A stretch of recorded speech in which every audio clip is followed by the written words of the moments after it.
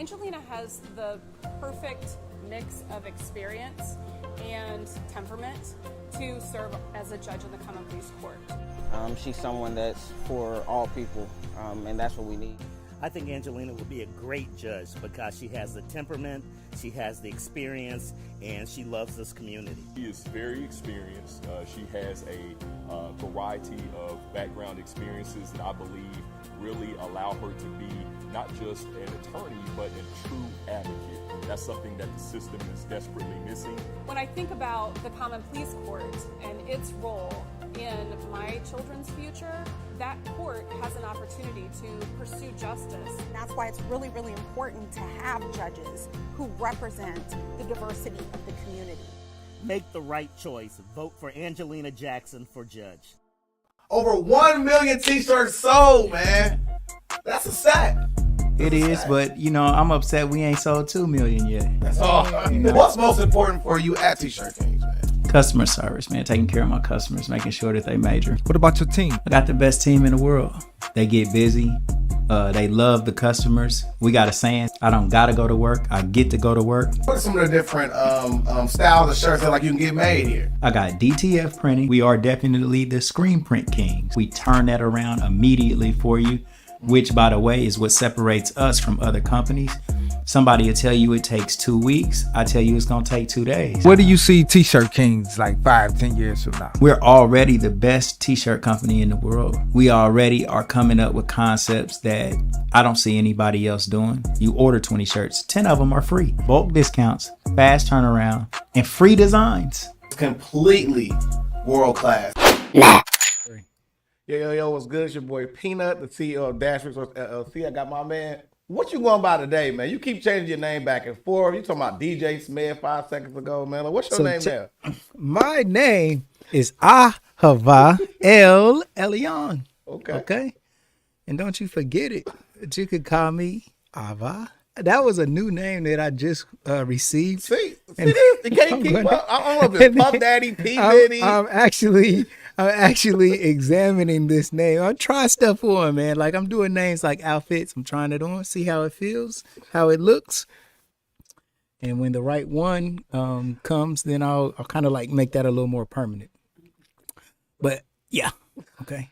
Anyway, welcome to the Legendary People Podcast. El Elyon. I got Peanut in the building. And we want to say what's up to our sponsors. You're not cool if you don't go to that school. At all. Is that true? Yes, man. Horizon. What is it one more time? Horizon Science Academy High School. Dayton High School. You ain't cool if you don't go to that school. Horizon Science Academy, Dayton High School. For sure. Now, we had to think of their jingle because that ain't what they do at that school. They focused on science, okay? Yeah. And so they don't got time for jingles. So Peanut came up with the jingle for Horizon Science Academy, Dayton High School. You ain't cool if you don't go to that school. Make sure that you go over there and see Horizon Science Academy, Dayton High School. All right, what's up to Sheiks? They got the best breakfast in the city. Agnes All Natural Grill for lunch. If you're ever injured, call attorney Michael Wright, 937-222-7477. Make the right choice when you want to get lit a little bit. Get you some good old Kiara wine. You can contact Antoine Cunningham on Facebook, or you can pick it up at More for Less. We are at T-Shirt Kings. T-ShirtKings247.com. Gold for Your Mouth and Camera King Studio. T-Shirt Kings. We got the ball till you fall sale. You get 50 shirts for $250. That is $5 per shirt. And then you can turn that around, sell them for 10 and make a double up. And that's what you want in business, is a double up. So we helping you get to that.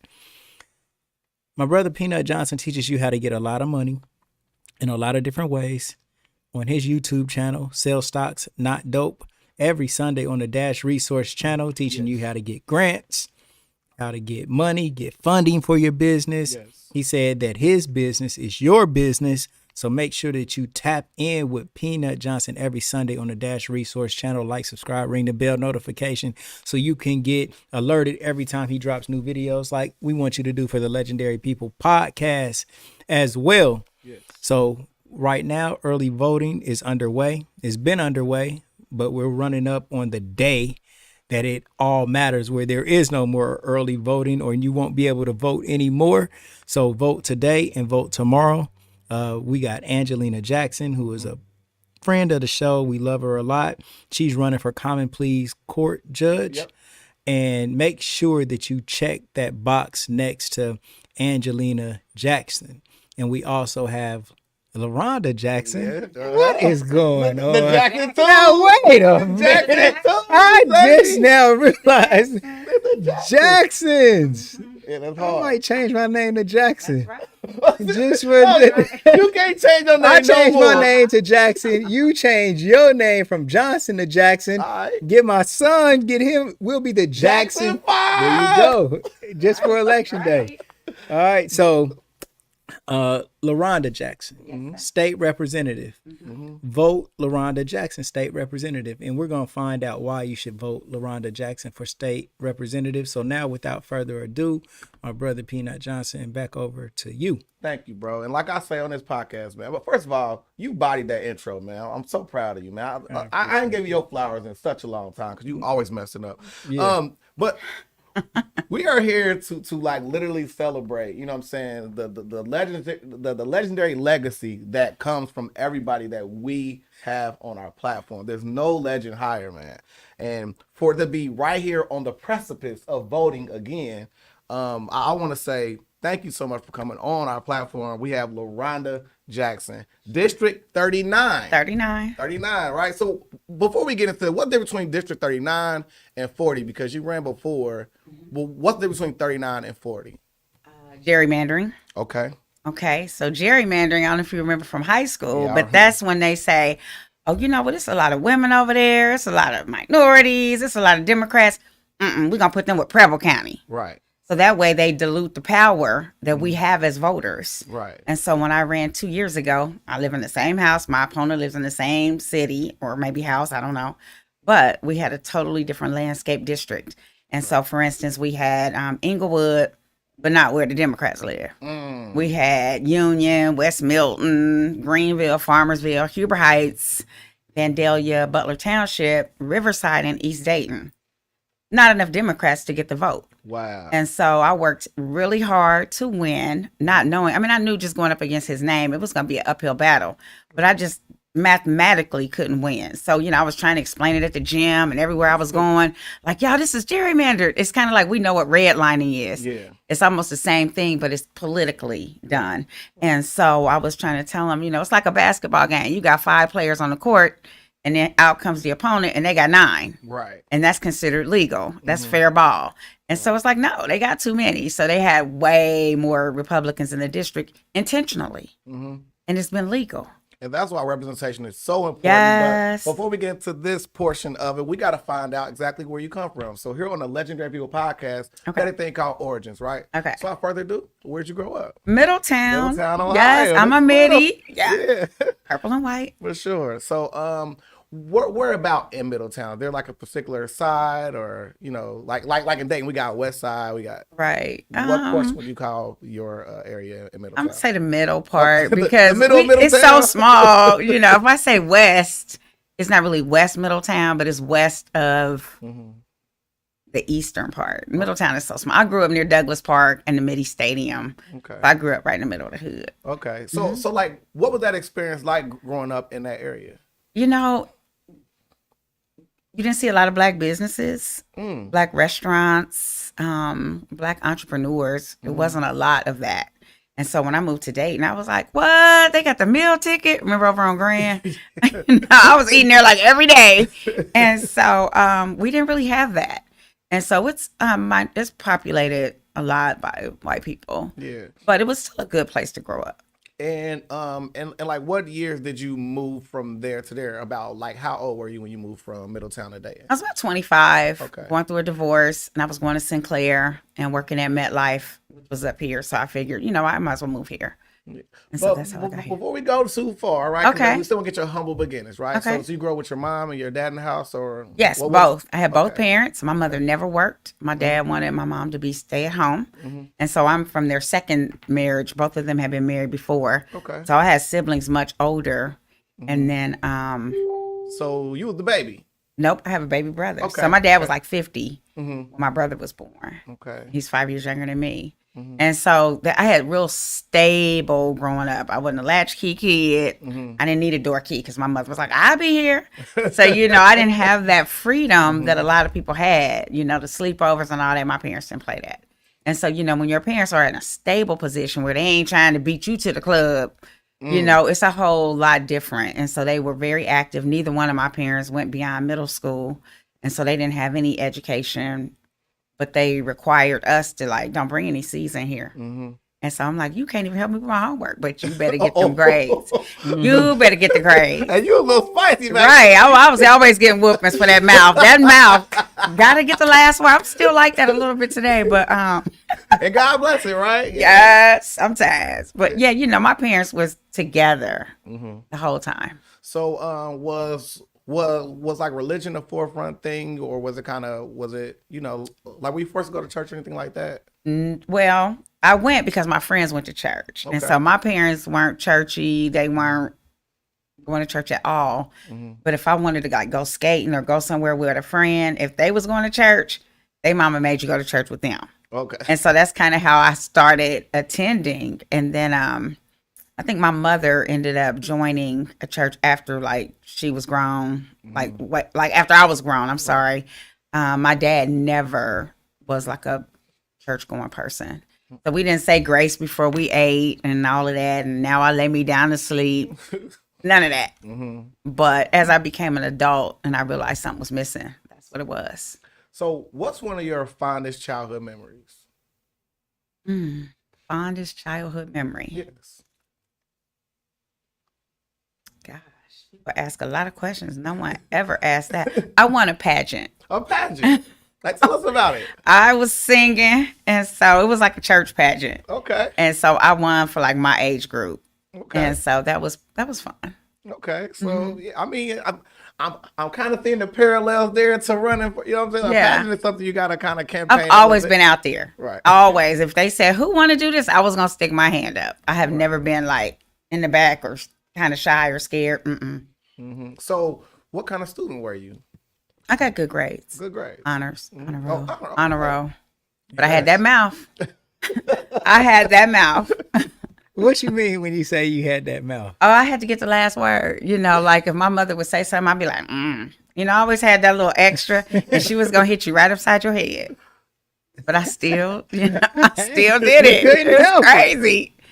It's crazy because we got whoopings, like real deal. Like all the stuff kids do now. Oh, no. Yeah. Never. I tell that story like it's a political issue with school funding for public schools.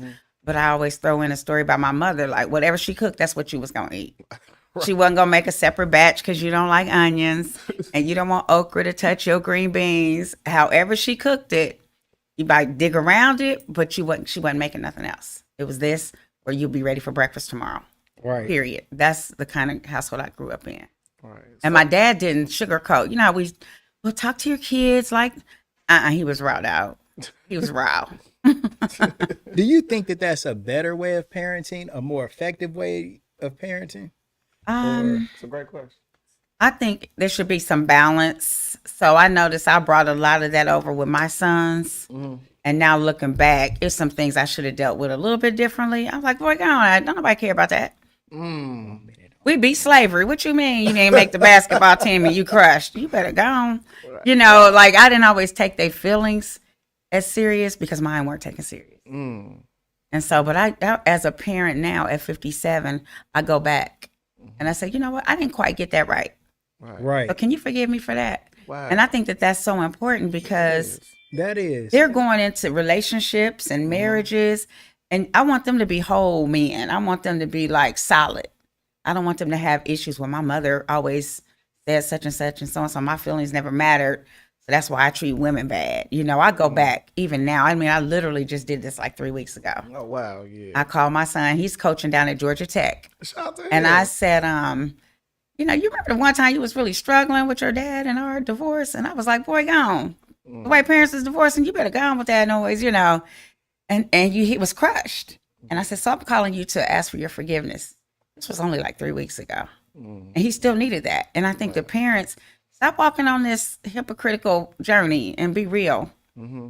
Well, Like you spoke about that in multiple different campaign ads about you being more relatable because you've been through so much different things. Talk to us about being a single mother, having to start all over when you get a divorce, and whether whose fault it was or not. Talk about that rebuilding process that like you had to go through. I struggled when, child support wasn't coming. And, you using this bill money to do that and something getting cut off and checks bouncing. I tell a story at my church about getting late notices on my door and living in an apartment. And so when I was at Riverside Apartments, if you was late, you had a notice on the 5th day. Like, this is the last day. And, everybody walking down the hall could see my door. Yeah. And, that's embarrassing. They got a big old packet on your door. Embarrassing, and I had just started my insurance agency. So I know what it means to struggle. I know what it means to not be sure how you're going to pay some bills. That's why I don't criticize people. I sell insurance now, and, insurance companies act like, well, their payment didn't clear their bank. If this happens one more time, I'm like, hold on. This is real life out here. And so I'm glad for the journey I had because I know what it means to struggle. Absolutely. Praying that you get this check covered and clear before it hit the bank. And now that's not even an issue. I think it's like instant now, even if they take checks. But I'm grateful for the journey I took. And then I've made it beyond that. Yes. And so I don't struggle financially, but I'm glad I did once. Exactly. Because I get it. And I always remember that. And I don't talk down to people. And single parents, especially single women, because I don't know what it's like to be a single man, but a single mother, she got my heart all day. I'm going to hire her if she can get to work. I'm going to be lenient. Like, I'm going to try to find her the best rate. Okay, when can you start? Okay, you don't have the money for 2 weeks, but we're going to start your policy today. Right. Because I can make that happen.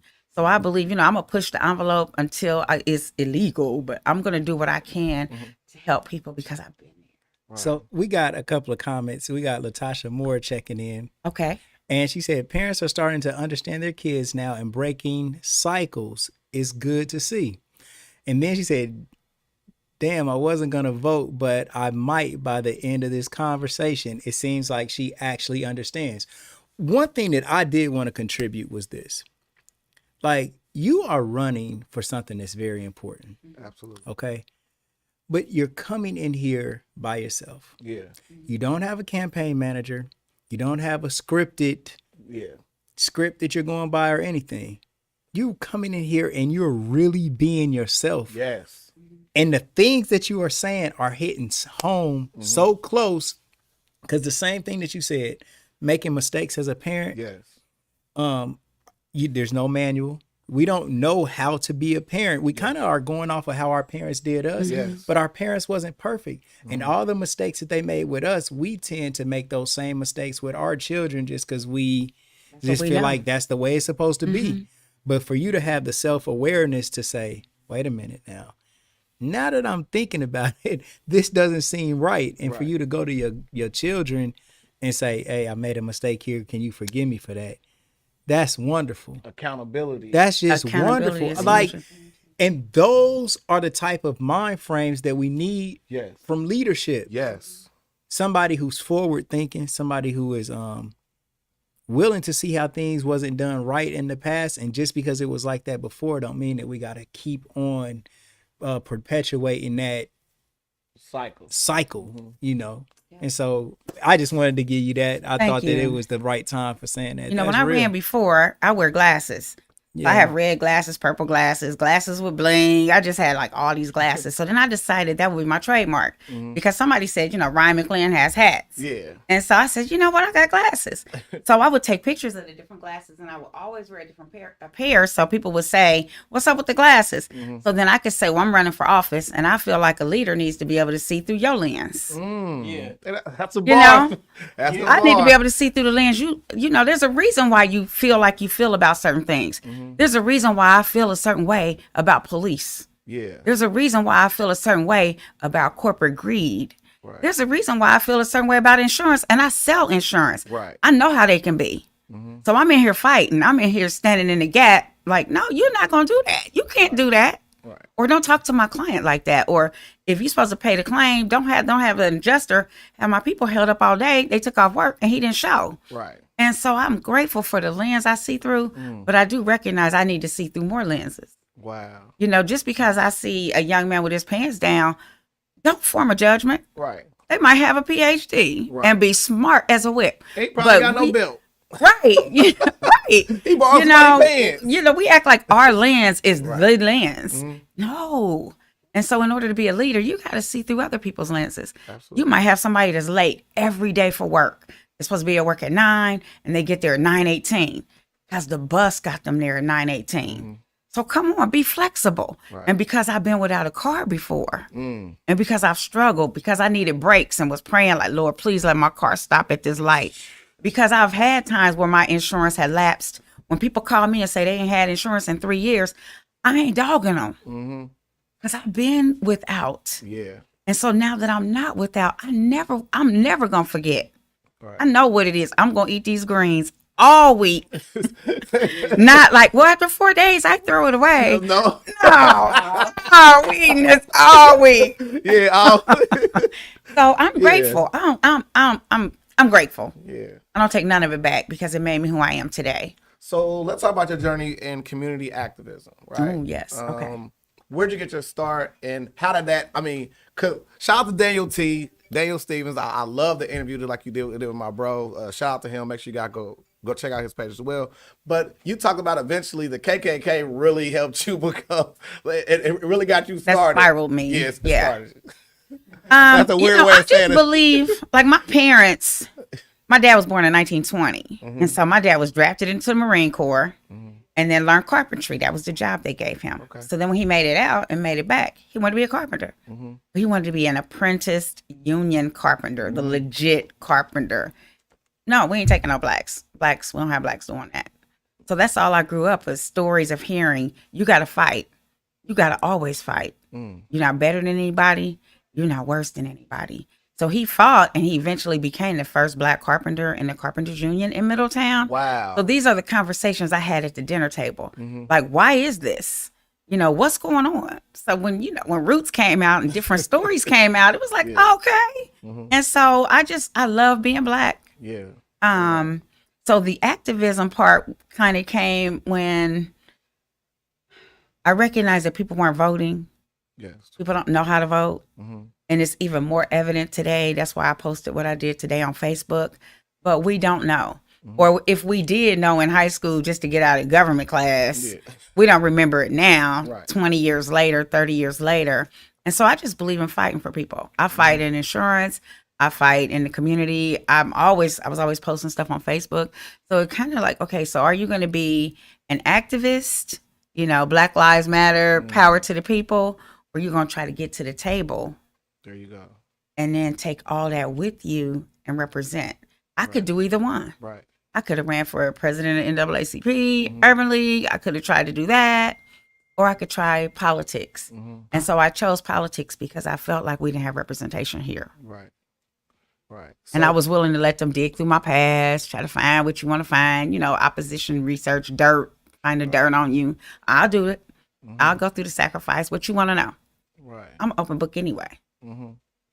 So now walk us through when, like the Nan Welling situation where you call her and y'all prayed together, and then eventually, the KKK was down there at Courthouse Square, and that gave you the, forget it, I need to change some things. Correct. And so, I had helped Gerald Parker. I had made phone calls for Hillary Clinton, knocked some doors for President Obama. So I was always on the sideline, like knowing that this is important. Yeah. There's a movement that we must have, and we got to stay involved. We can't start and stop. And so then, after you do something on the side so long, you're going to be like, I could do that. Right. Let me in, like a kid at a game, exactly. Let me in, coach. I want to shoot the ball. Coach, let me in. And so I was like, let me in. I can do this. And so I think the Klan coming was just kind of like, it let me see, I understood the Black Panthers going down there armed. Yes. Because a black man ain't going to let you come in their yard and they just going to punk out and I show up. Yes. And I understood the peace rally where they was like, don't go downtown, come to the peace rally. And so I understood both views. Yes. And so that's when it was like, okay, in order for the Lord to use you, you got to have a heart for people on both sides. On both sides. And that's when I made up my mind. I'm about to go for this. I'm just as competent, just as capable, and I have a heart for people. So how hard was it to, get the process started? Because a lot of times, like for instance, like when I think of politics or things of that nature, I think of like how your father had to go through so much in order to, become the first black unionized carpenter. What were some of the red lines that like you had to get over in order to get there? You can do it. If you're a Democrat, you're going to go to the Democratic headquarters and say, I want to run for office. Hopefully they ain't just now meeting you. You've been a little active. You've been going to some events and stuff. You can be a write-in. You can be an independent. There are people who will run for mayor. You ain't never even heard of them. You see their name on the ballot. You be like, who is Sam? So it's not hard to get involved. Now, to learn and to, polish your craft, you do want to take some training classes. Like I took classes on messaging. So I can't get out here and be like, yeah, I hate them, da, da, da, da. You got to refine your message. You got to be able to speak to where people get what you're saying. Don't get so deep down in the mud and in the weeds of things that you lost. Just tell people women have a right to choose. Right. I don't have to go into if she raped, if she this, if she that, or dude walked out and said, if you keep it, I'm leaving. I ain't got to go into all that. Right. Bottom line is it's a woman's right to choose. Right.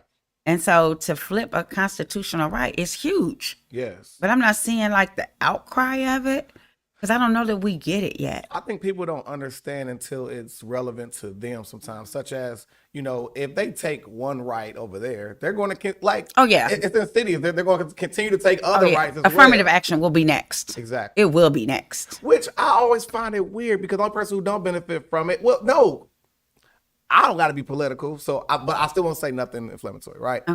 Okay. Affirmative action benefits white women. It benefits veterans. It benefits disabled people, but they always cast it as it's only helping black people. Correct. So if they do that, they're going to be smiting their sisters, their daughters, their brothers who could be.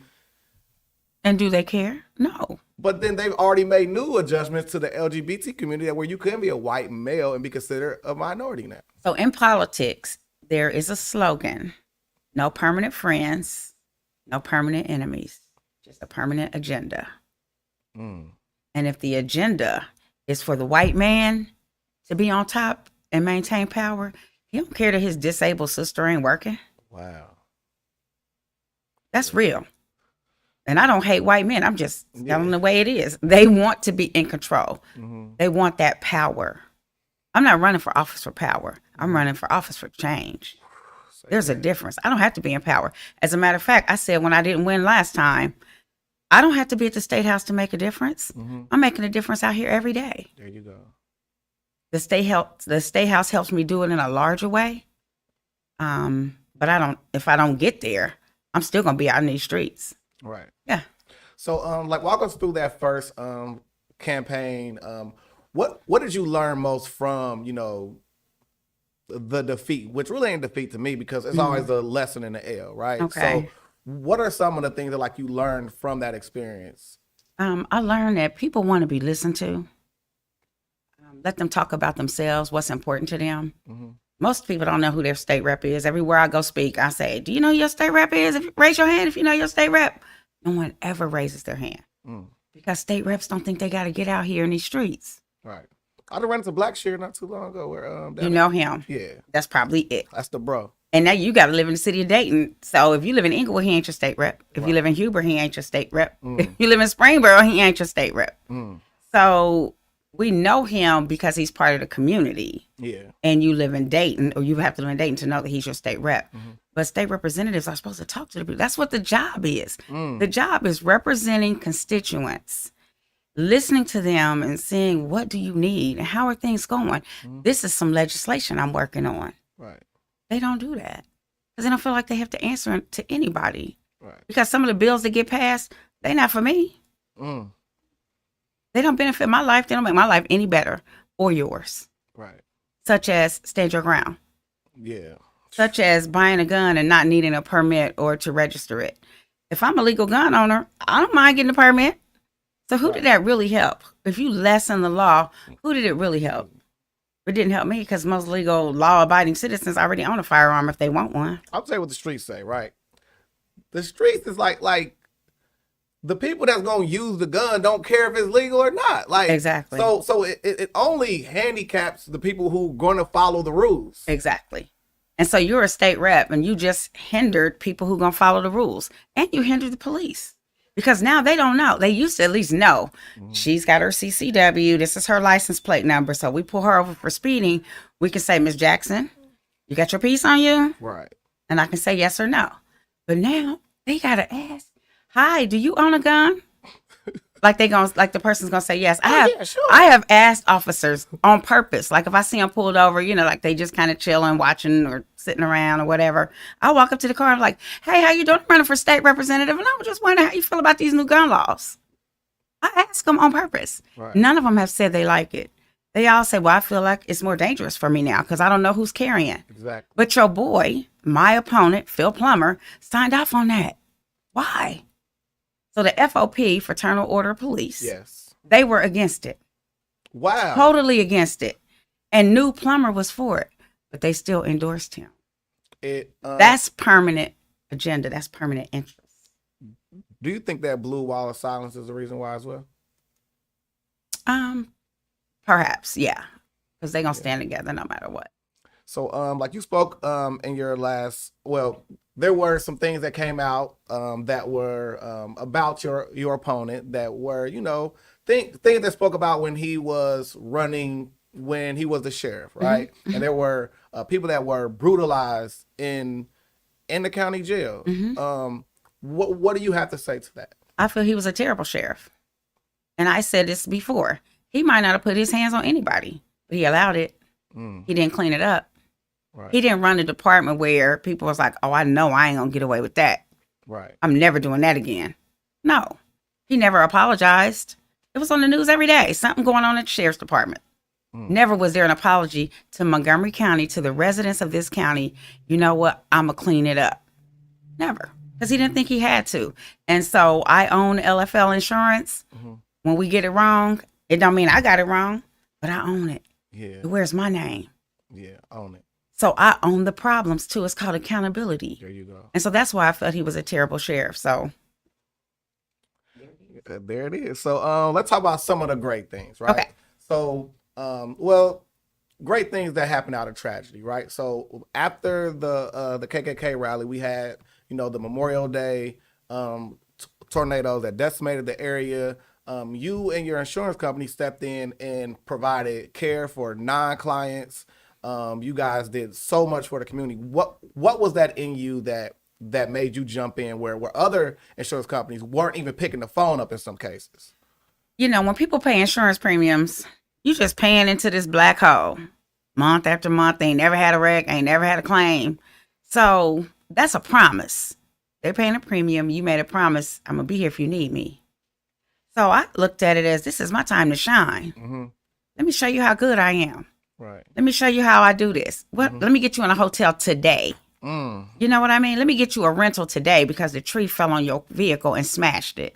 So that's my time to shine. So people are like, damn, I'm glad I got her. Yeah. And so when I walked to Troutwood, I knew I had a lot of people insured in Troutwood. So, it was hard to navigate your vehicle and get up in there. Oh, yeah. So I just parked my car on the side and I walked.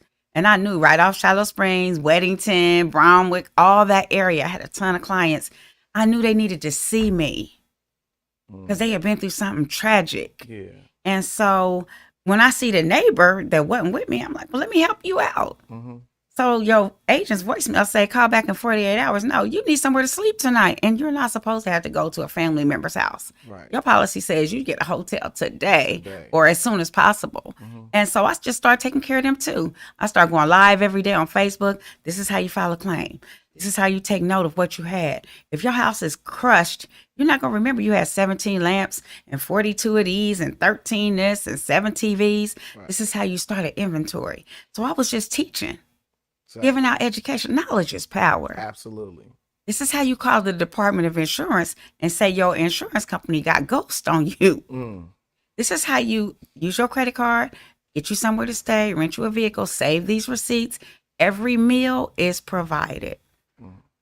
And so I knew agents weren't doing that because I know I'm good at what I do because I care about people. Right. And so I just let it shine. I just was doing it for everybody. Wow. I had people calling me like, you're not my agent, but can I ask you a question? Sure. Absolutely, you can. A lady did that to me yesterday at the Board of Elections. I don't live in your district, but I want to start a business in West Dayton, helping people. Can you help me? I said, you know what? We don't have to wait. You can call me with that now. Wow. That's truly amazing. So let's talk about some of your work with the NAACP. Okay. I did see, like you've been honored for multiple things. Like you were part of the League of Women Voters in Dayton, the Dayton Realist Association, the National Council of Negro Women, Montgomery County Female Leadership Academy as a mentor, 2021 Life Recognition Award, and multiple different things, right? Mm-hmm. But what are you most proud about? That's hard. Because I do a lot, and I do join a lot of groups. I just believe to whom much is given, much is required. That's Bible. Right. And I've been given great opportunities with a high school diploma. Mm-hmm. People are like, well, what college did you go to, and what sorority you in? I'm like, I just got a high school diploma. They like, what? So I don't know what makes me most proud as far as activities like that. I think I'm proud when I see my kids do well. You have a question up there that said, what's her take on foster care systems? Because that's important to me. I think the foster care system could use a lot of resources, a lot more than what they get. I think our children, if they age out, what happens to them? We know as adults and as parents, your kids don't never age out. Right. They still need you at 18 and at 25. Yeah. And so there's a missing space there. But I would say when people have resources and training, they do well. Absolutely. So don't treat them like that. I got a friend that's in children's services and, not to go into a lot of details, but it's a lot that could be done better. Mm-hmm. Why would you have to drive 4 hours to check on a kid that's in another county because they used to be in Montgomery County? Y'all in one system, the state of Ohio. Right. So you should have a caseworker there, like own it. By the time you get there, the child is in trouble. Right. So, it's just like simple things, but I don't think they care. So I definitely believe that our foster care system could use some help. Mm-hmm. I'm not going to condemn it because I didn't grow up in foster care and I've never taken care of foster children. I do believe we should hold people accountable. When you're in the military and you live in base housing, they about to come by there and do that white glove check on the regular if you want to continue to live here. And I think that foster parents, give them the resources that they need, and then circle back. So, we say trust but verify. Yes. I'm coming back by here. And I might not tell you what day I'm coming. Right. But anybody that's willing to take care of somebody else's children, I have nothing but love for. Wow. How much power does a state representative actually have? Not a lot. And so I try to explain, we have 99 districts. The district I'm running for is 39. And it's 39 now. You asked that in the beginning because it was redrawn. And it was given a new number to give me more Democrats. And so now it's 51-49. So they added Trotwood and Harrison Township, and they took away Heber Heights. So was that something that that was fixed due to, public relations? Was it something like you pushed for? Was it something like the community pushed for? For the benefit you in that manner. Right. It's political. So the League of Women Voters, the ACLU, NAACP, all these groups knew, stop rigging the system. Mm-hmm. Just let people vote. So let voters pick who they want, not let the elected person pick the voters. Because they'll always be in power. They're unbeatable. Like Mike Turner's unbeatable until we fix gerrymandering at a congressional level. Mm-hmm. And so that really helped me have more people that feel like she would represent me. I'm going to get out and vote. I've talked to so many people like, I don't vote. I'm like, bro, how am I get elected if you don't vote? That's right. Do you understand? I'm not going to win if you don't vote. Exactly. Like, yeah. But I'm only going to be one of 99. So let's say I get some legislation, Head Start. I believe Head Start should be for every child, not under the poverty level where you got to fill out this 45-page application and then you like, forget it. Not certain daycares. I believe Head Start should be for every child because we know if our kids start out behind, it's hard to play catch up. Mm-hmm. And at 3 years old, they like sponges. They soaking up so much information.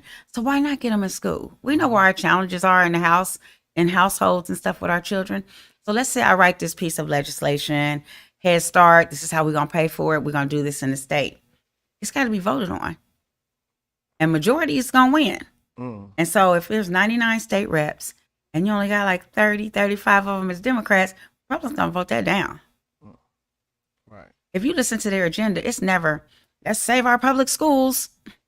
Let's get everybody out to vote. Let's expand voting hours. We know people working doubles and working overtime because they're struggling and they need more money. So let's expand voting. No, it's always taking away. It's always excluding. And so I'm more of inclusive. And so state reps have some power because at least you're at the table when legislation comes through. You can write legislation. I had a dude last night at 937. He said, shout to Carl. Yeah, he said, I ain't registered to vote because I think outside the box and can't nobody deal with me. And I was like, bruh, thinking outside the box is how we made it here. Yes. So what are you talking about? So when I got done, of course, he can't vote for me because he's not registered, but he understood she gets me. Right. And that doesn't turn me off because somebody says they think outside the box. Everything we've accomplished in this nation came from thinking outside the box. Wow. And you know it did. Exactly. So, the 2021. Oh, that's that. We already talked about that. Okay. So. Okay. So, what is one thing that like you want to leave with the potential voter that's watching right now? Like, this is your elevator pitch for you to get their vote. What would you say to them? I would say to them, please know how important voting is. Even if you don't know every issue and you haven't heard from every candidate, don't bypass that. They don't want us to vote. When I find out somebody don't want me to do something, I'm going to go even harder to do that because you tried to keep it from me. Right. And I had a lady say that to me. She came out during the primary because my story was in the paper a lot because they left me off the ballot. I had to sue the Secretary of State. She said, just because they did all that to you, I was going to make sure I got over here to Trotwood High School to vote for you. So my elevator pitch is, please get out and vote. I have the numbers to win. I have the heart to represent. Issue 1 is about bail reform. We all know that there's a tendency for our people not to be able to put their hands on $1,000 today. Yeah. So you get in a fight over the weekend or you get pulled over or something happens and you locked up in the county. Why should you spend 35, 45, 55 days at the county because you couldn't come up with $1,000? Right. It wasn't a violent crime and you're not a flight risk. You don't need to be sitting down in the county jail. That's on the ballot. Right. That was on 60 Minutes. Black men are sitting in jails because they can't make bail. And in the United States, if you're innocent until proven guilty, that means you holding an innocent person down there. They ain't even been to court yet. They ain't even been to trial. That's an issue that's on the ballot. That took thousands of signatures to get it on the ballot. We ain't voting. So I know for a fact, if Trotwood come out for me, if Jefferson Township come out, Harrison Township, if they vote, I'm in there. And I'm in there to represent us. So I need everybody to get out and vote. If you don't know, I know if you 20, 25, 30, you might not know. Call your grandma. Call your auntie in there. When you don't know, find out who, just like you call and say, how do I make dressing? When we at that age where we ready to start cooking. Now how do I make cake? Call. Why are you a Democrat? And how do I know who to vote for? They'll tell you because they research it. They do the work. So at least trust those who have the wisdom. Absolutely. So here on the Legendary People podcast, we had a thing called the butterfly effect. Either something you said in the course of the interview or something I found in the course of my research that I found to be truly profound and amazing.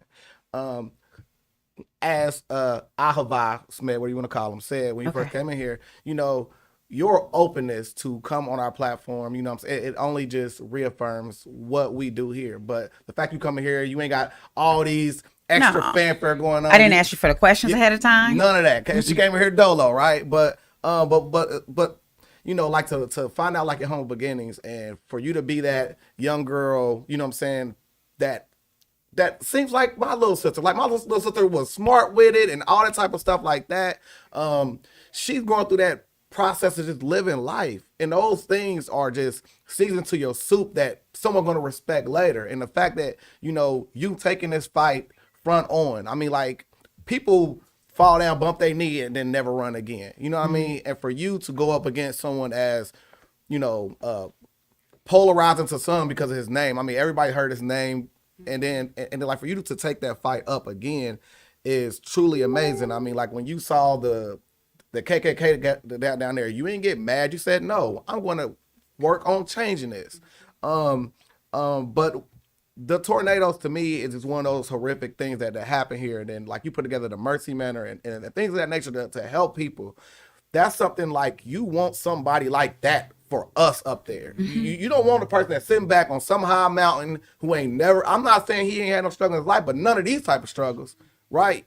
To me, man, like that is super amazing. And then one thing that you did that I didn't get a chance to get to was once you got, recognized for, helping the community during like during that time, Erie Insurance gave you a $3,000 sponsorship, and then you gave that to Marlon Shackelford, who is one of our bros right there on the front line helping kids directly. Your background in education, and then also you during the pandemic, you working to get your degree and things of that nature. Yeah, you've been all my. I love it. Yeah, but I'm truly proud to say that I want you to represent us up there. I want to represent us. I want y'all to be proud of me. Absolutely. I want my children to be proud of me. When I ran last time, I was still at Sinclair. I had been in and out. And I took 18 credit hours just to get finished. Yeah. About killed me. Yes, I know. So I shared with Ryan McGlynn. I said, she said, why did you do that? And I said, because I don't want people to be like, I'm not voting for an uneducated person. And I don't know that a high school diploma counts. And she said, Leronda, it's people up there that's farmers with GEDs. You should not have done that. If I'd have known that's what you was doing. But I want y'all to be proud of me. I want Dayton to be like, that's my representative. Yeah. And I don't ever want to lose that. I always used to say jokingly, like, when I make it to Oprah status, I still want y'all to know I eat cornbread with my greens. I sop it up, and I'm going to drink some red Kool-Aid or a red pop. I just want to be real. I want to be accomplished. Yeah. I want to be successful. But I want to be so real that people know they can touch me and that they know they can do it. And the gift of that is you are.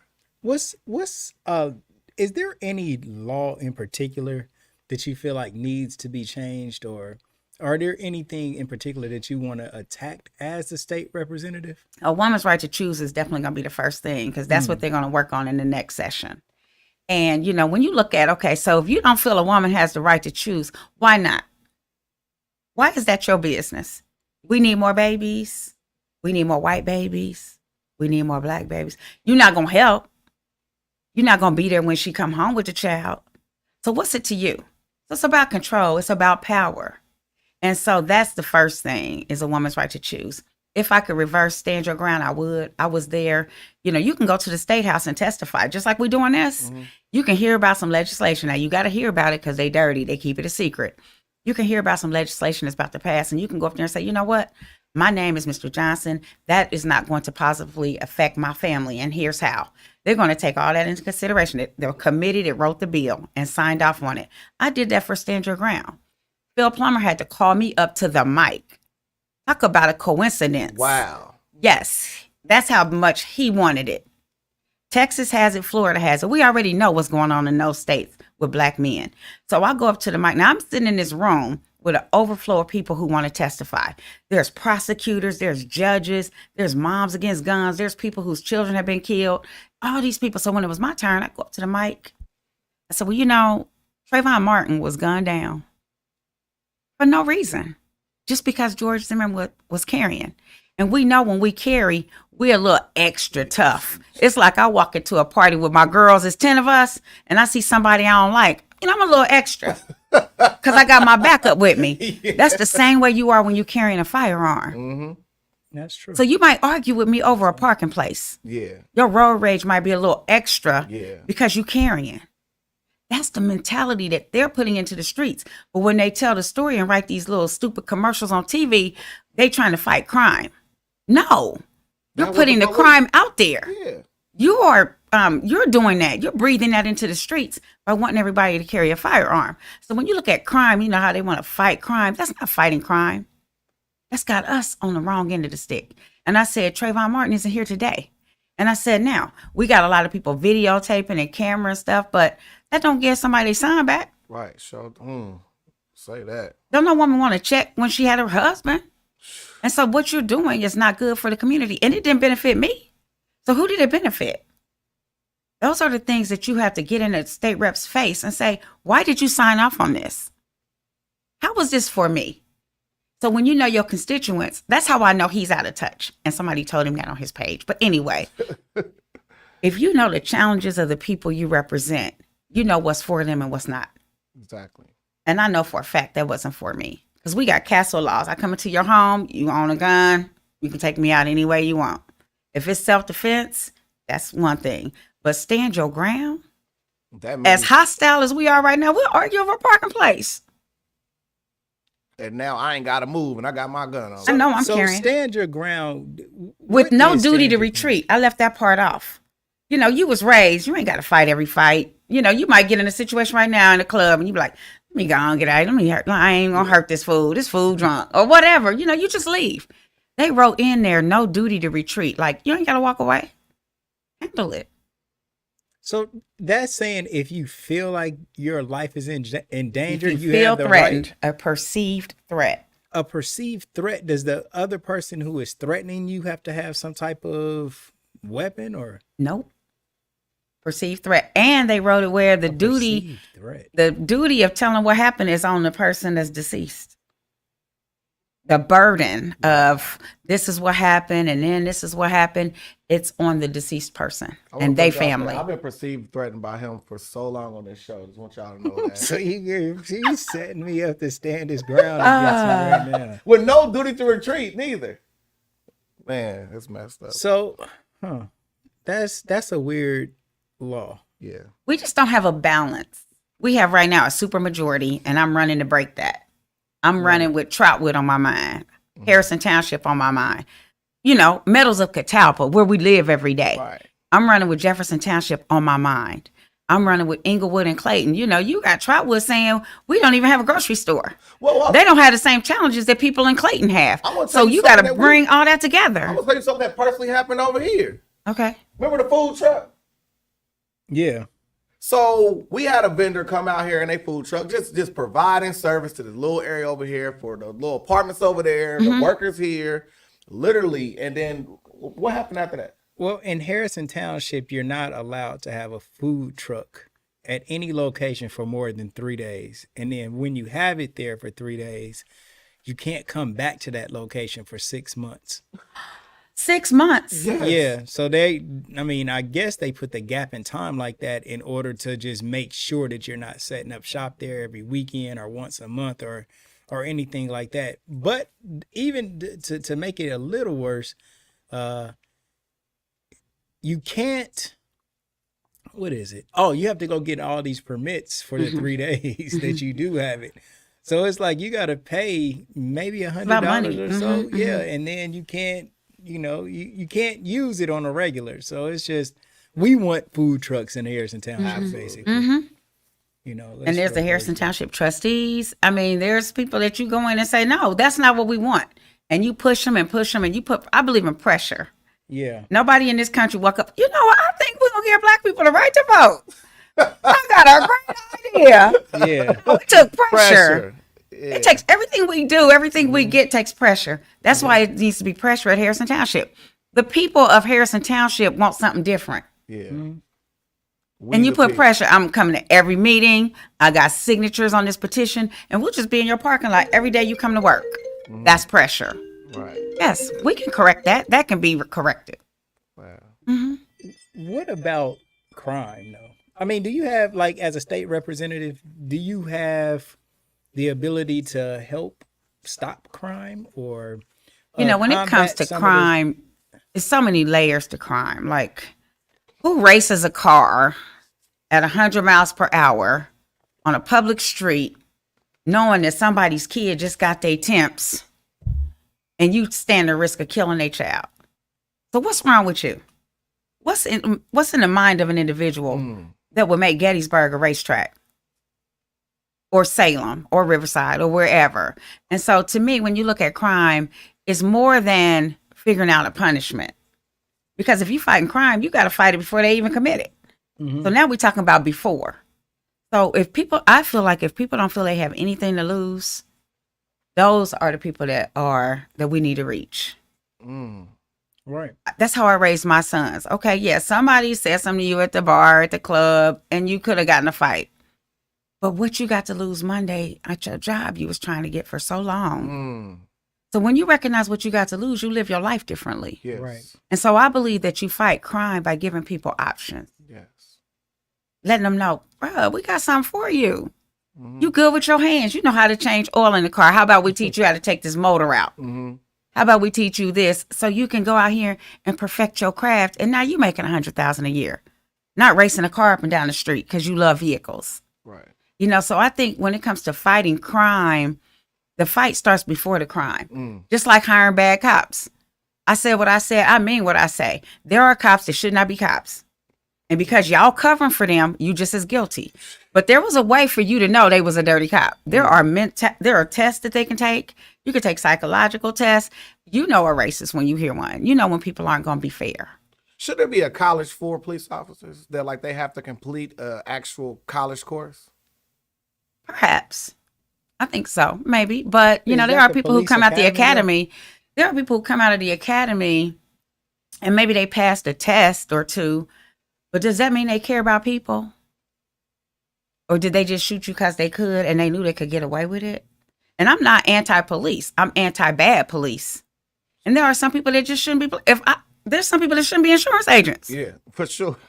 You know, you're dealing with people's lives. And if you're not trustworthy and have the integrity, people taking you for, they don't know. Everybody does what they do. You're good at what you do. And so officers should not get, what is it called? Qualified immunity. Well, yeah, I shot him 60 times, but I'm back to work. They're back to work. In Akron, where that shooting was, they just back to work. It was announced over the weekend. Why would you shoot somebody 60 times? You obviously did not feel like your life was in threat. And then I had one officer tell me, well, sometimes when your adrenaline is going, you just shooting, you just keep shooting, you just keep shooting. Not a professional, not a professional officer. That's what people on the street do. Like, I got stuck and I just kept shooting. But not somebody who's a trained officer. So I don't take, that's an excuse and it's a cop-out. Right. I mean, because I remember that Uvalde shooting. Oh my gosh. That was I remember that Uvalde shooting. None of them had that extra adrenaline. Did they run in then?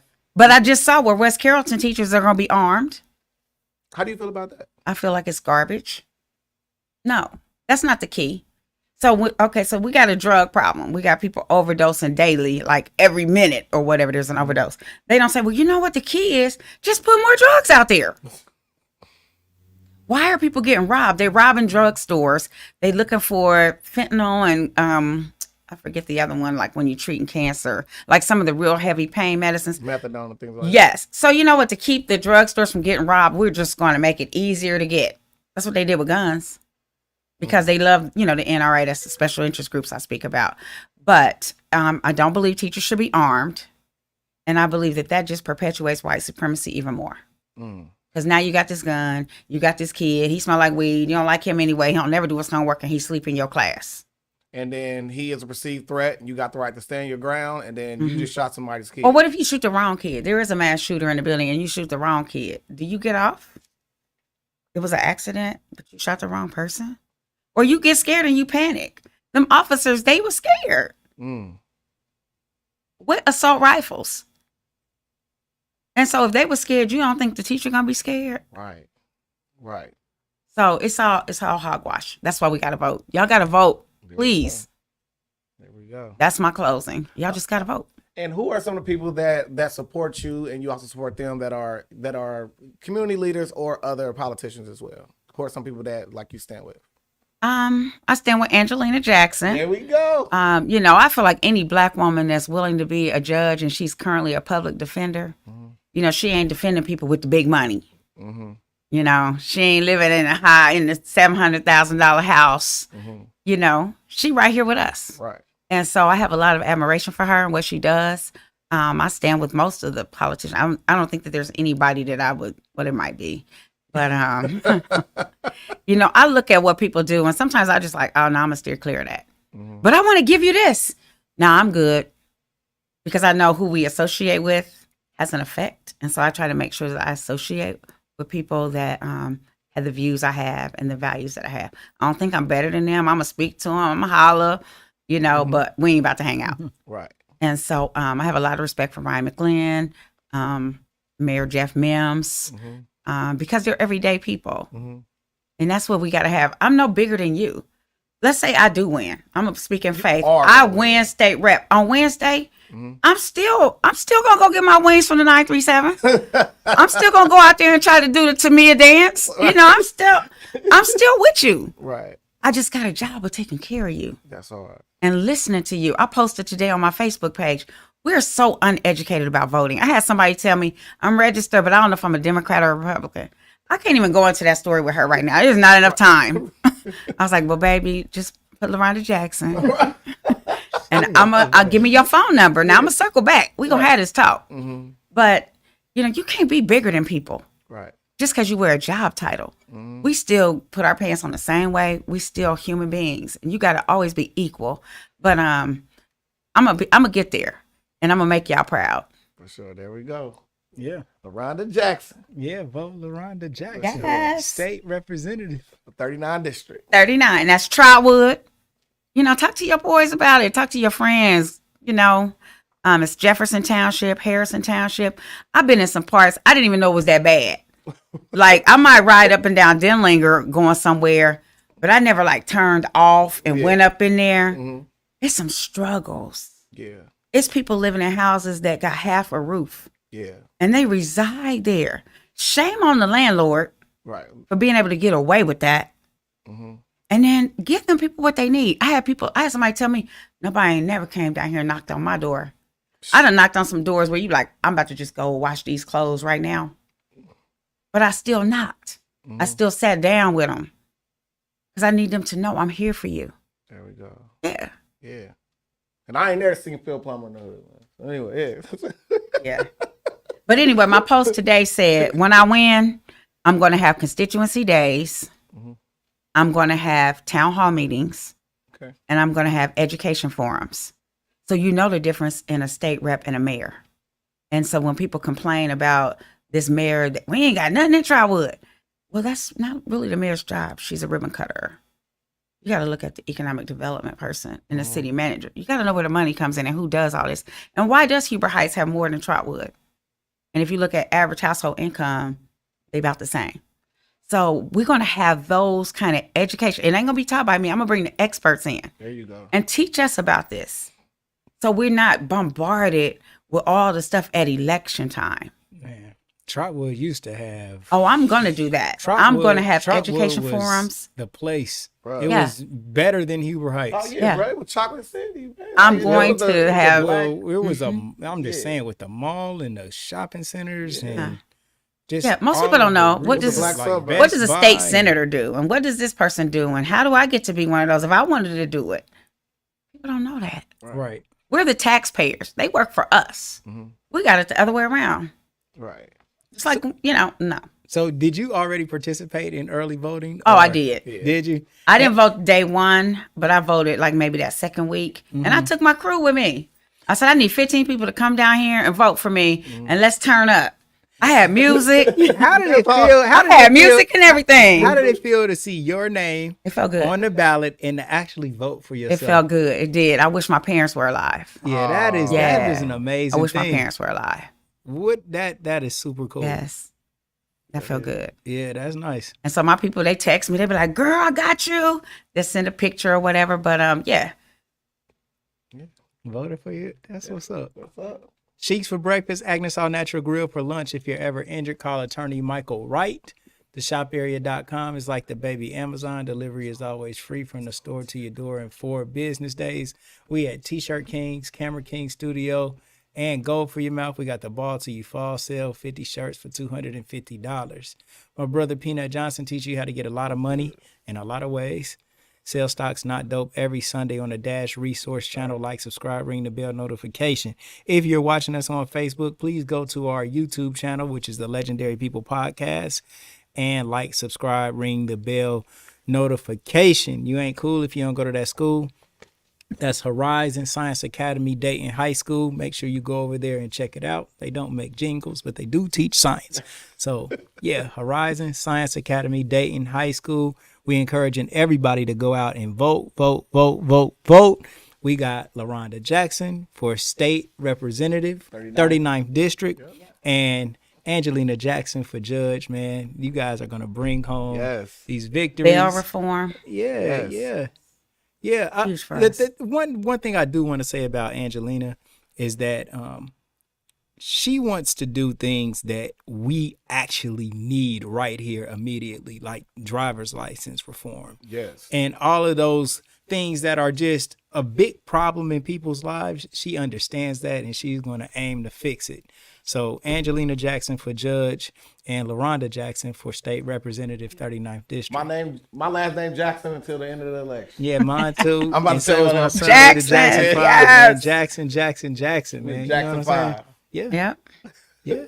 All right, that's it. All right, Jackson. I'm out. Anything else you want to close with? Anything? Nope, that's it.